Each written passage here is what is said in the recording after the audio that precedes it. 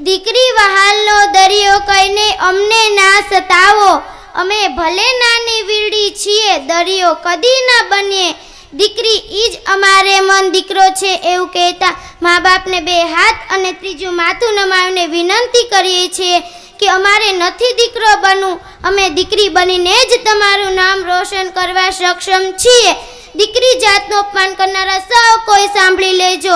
છેલ્લા 10 વર્ષ ધોરણ 10-12ના પરિણામો જોઈ લેજો.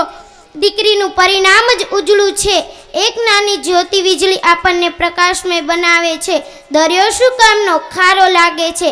કારણ કે તે પુલ્લિંગ છે, પણ આપની તરસ छिपावे તે એક વાદળી જ છે. વાદળા તો ગામ પરથી કોરે કોરા પસાર થઈ જાય તેને આપણે વાદળા ચાલતા હોય તેમ કહીએ છીએ, પણ આ ધરતીની તરસ छिपावे તે એક વાદળી જ છે.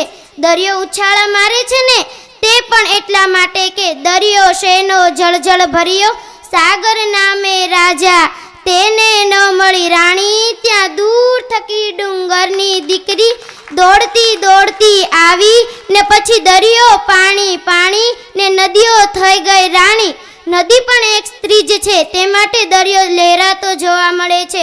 તુલસી સૂર મહાત્મા ગાંધી હોય કે પછી દ્વારકાધીશ કાનુડો, ભલે તે ભગવાન બન્યો પણ તેના માથામાં માં યશોદાના હાથના ટેરવા અડ્યા હશે, એટલા માટે તેની બુદ્ધિ વિકસિત થઈ હશે અને એટલા માટે તે ભગવાન બન્યા હશે.